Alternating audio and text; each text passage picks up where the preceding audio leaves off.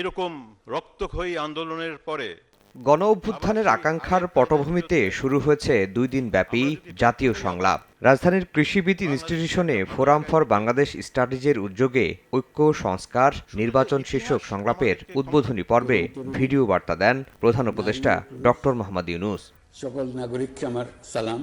অধ্যাপক ইউনূস বলেন, সংস্কার আর নির্বাচনের প্রস্তুতি একসঙ্গে চলবে। ঐক্যবিহীন সংস্কার কিংবা সংস্কারবিহীন নির্বাচন কোনোটিই অর্থবহ হবে না। এ সময় সংস্কার কাজে নাগরিকদের অংশগ্রহণ করার আহ্বান জানান প্রধান উপদেষ্টা। ঐক্য, সংস্কার ও নির্বাচন, এই 3 লক্ষ্যের কোনোটিকে ছাড়া কোনোটি সফল হতে পারবে না।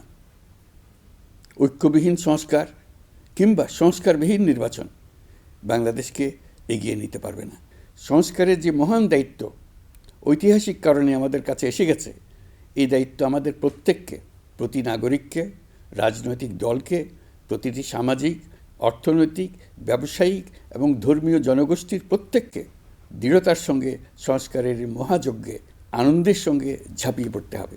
সংস্কার ও নির্বাচনের প্রস্তুতি একই সঙ্গে চলতে থাকবে। ওয়ালটন ফ্রিজ কিনে পেতে পারেন 20 লক্ষ টাকা, রয়েছে কোটি কোটি টাকার নিশ্চিত উপহার। প্রধান উপদেষ্টা আরও বলেন, গণ অভ্যুত্থান বিরোধী শক্তি ঐক্যে ফাটল ধরানোর ষড়যন্ত্র করলেও গত 5 মাসে এই ঐক্য আরও সুদৃঢ় হয়েছে।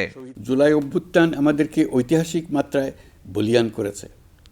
গত 5 মাসে এই ঐক্য আরও শক্তিশালী হয়েছে। গণ অভ্যুত্থানের বিরুদ্ধ শক্তি আমাদের মধ্যে ভাঙন সৃষ্টি করার ক্রমাগত প্রয়াস চালাতে থাকায় আমাদের ঐক্য আরও মজবুত হচ্ছে।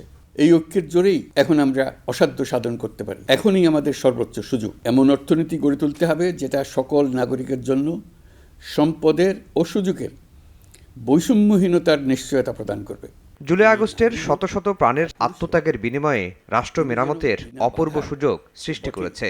এই সুযোগ হাতছাড়া হলে ভবিষ্যতের প্রজন্ম ক্ষমা করবে না বলেও মন্তব্য করেন অন্তর্বর্তীকালীন সরকারের প্রধান উপদেষ্টা। যেখানে সংখ্যালঘু সংখ্যাগুরু এই পরিচিতি অবান্তর হয়ে পড়বে। আফজাল হোসেন, সময় সংবাদ, ঢাকা।